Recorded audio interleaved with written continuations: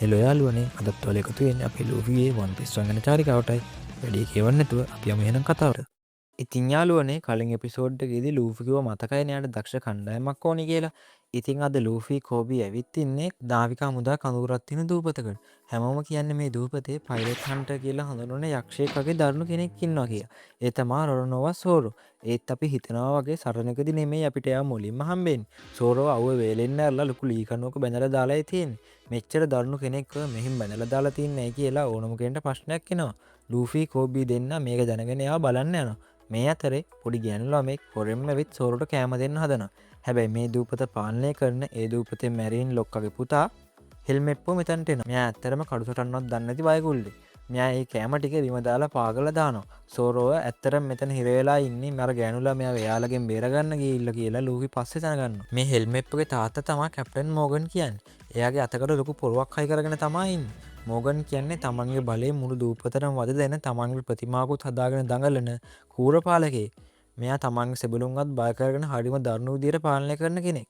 ලූෆි තීරණය කරනවා මේ අසාධාරණ විරුද්ධ වෙන්න සහ සෝරෝව තමන්ගේ කණ්ඩායමට ගන්න.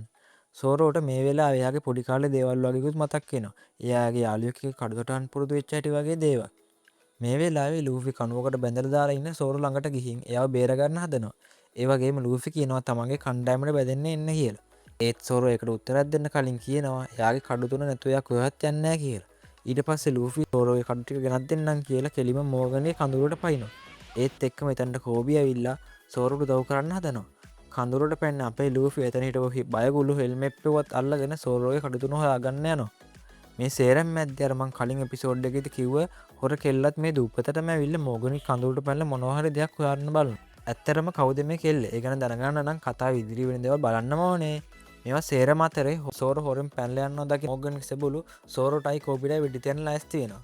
සෝරෝගේ කඩු තුනත් අරන් යාළුව බේරගන්න එතනට පැනපු ලූෆි තමන්ගේ රබර් රග පාවිච්චි කරලා ඒ උණ්ඩ ආපහු හරවලා යවනවා. මේක දැක්කම සෝරෝත් කෝබිත් දෙන්නම් පුදුම වෙනවා. ඒ වගේම සෝරෝ අහනවා ඔයා මොකෙක්ද කියලා. එතකොට අපේ ලූෆි hina වෙලා කියනවා මම මංකිඩි ලූෆි මුදු මංකොල්ලකාරයන්ගේ රජු වෙන යන්න කෙනා කියලා. හොඳයි ඉතින් යාළුවනේ අපි බලමු ඊළඟ එපිසෝඩ් එකේදී මෙයා එකතු වෙලා මෝගන්ව පරද්දන්නේ කොහමද කියලා. ඒ වගේම ඔයාලා හිතන්නේ සෝරෝ ලූෆි කණ්ඩායම එකතු වෙයි කියලාද? ඉදිරි එපිසෝඩ් වලදීත් වෙන්නේ මොනවද කියලා දැනගන්න අපිව subscribe කරලා bell icon එක click කරන්න. එහෙනම් හැමෝටම සුබ දවසක්.